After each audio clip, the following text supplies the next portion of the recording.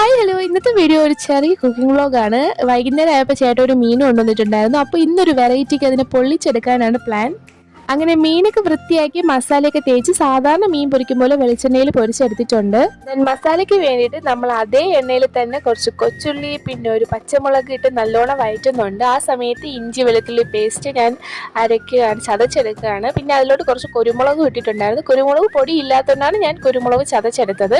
അതും ഇട്ടിട്ട് കുറച്ച് മുളക് പൊടി, മഞ്ഞൾപ്പൊടി, പിന്നെ കുറച്ച് മല്ലിപ്പൊടി, പിന്നെ കുറച്ച് ഗരം മസാല ഇട്ട് നല്ലപോലെ വഴറ്റുക. ഏകദേശം അതിനൊരു പച്ച മണം മാറുമ്പോഴത്തേക്കും കുറച്ച് തക്കാളിയും കൂടി ഇടുക. ചെറിയ തക്കാളി മതി. തക്കാളിക്ക് നല്ല രീതിയിൽ ഉടഞ്ഞു വരുമ്പോഴത്തേക്കും കുറച്ച് തേങ്ങാപ്പാലും കൂടി എടുത്ത് മിക്സ് ചെയ്തെടുക്കാം. ചെറുതായിട്ടൊന്ന് ചൂടായി വരുമ്പോഴത്തേക്കും നമുക്ക് ഗ്യാസ് ഓഫ് ചെയ്ത് വെക്കാം. അപ്പുറത്തെ സൈഡിൽ വാഴയില വാട്ടിയെടുക്കുന്നുണ്ട്.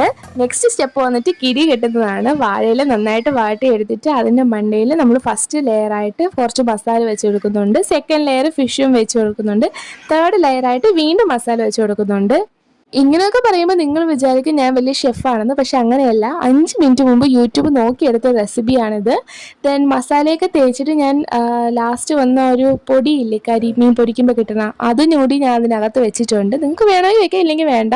നെക്സ്റ്റ് സ്റ്റെപ്പ് നന്നായിട്ട് കിഴിയൊക്കെ കെട്ടി നൂലൊക്കെ വെച്ച് സെക്യൂർ ആയതിനു ശേഷം ഒരു ചട്ടി ചൂടാക്കി അതിലോട്ട് കുറച്ച് വെളിച്ചെണ്ണ ഇട്ട് കൊടുക്കാം. ഞാനിപ്പോൾ മീൻ പൊരിച്ചിട്ട് ബാലൻസ് വന്ന എണ്ണയാണ് ഇട്ട് കൊടുക്കുന്നത്.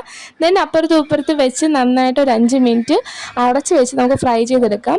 അത് കഴിയുമ്പോൾ നമ്മൾ മീൻ പൊള്ളിച്ചത് ഇവിടെ റെഡി ആയിട്ടുണ്ട്. ഇതെൻ്റെ ഫസ്റ്റ് അറ്റംപ്റ്റ് ആണ്. പക്ഷേ ഇനി ഇത്രയും ടേസ്റ്റ് ഉണ്ടാവും എന്ന് വിചാരിച്ചില്ല. ഫ്ലോപ്പ് ആവുമെന്നാണ് വിചാരിച്ചത്. പക്ഷേ നല്ല ടേസ്റ്റ് ഉണ്ടായിരുന്നു. നന്നായിട്ട് മസാലയൊക്കെ പിടിച്ചിട്ടുണ്ട്. അപ്പോൾ എന്തായാലും ട്രൈ ചെയ്ത് നോക്കാൻ മറക്കണ്ട. വീഡിയോ ഇഷ്ടമായെങ്കിൽ സബ്സ്ക്രൈബ് ചെയ്യുമ്പോൾ